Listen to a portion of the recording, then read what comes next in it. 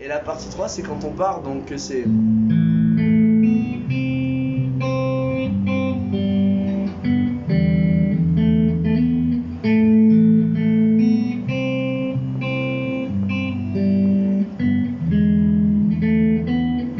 D'accord, à peu près.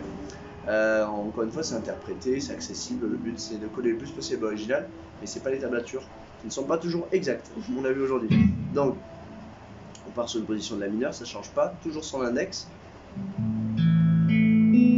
Donc, on va faire avec le pouce deuxième corde, 2, 3, 4, 5, et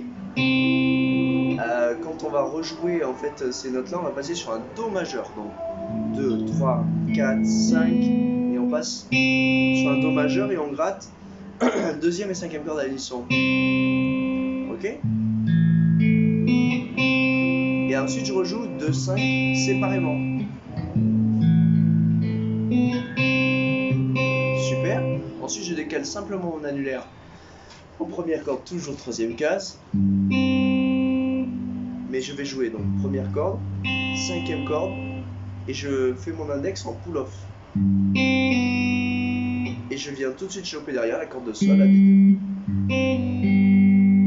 Donc je refais.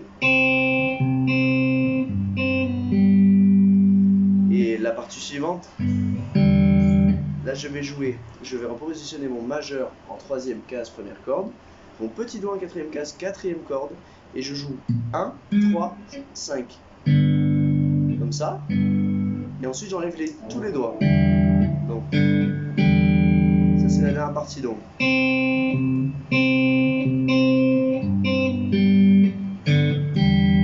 Et pour finir,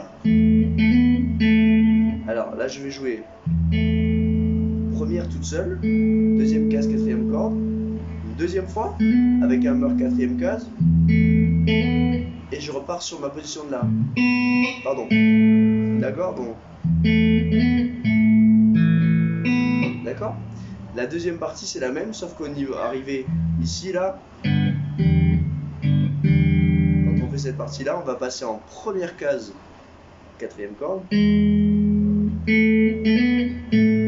C'est une version simplifiée ici parce que c'est un peu le bordel, on entend très très mal ce qui se passe. Donc je joue première case, quatrième corde et première corde à vide.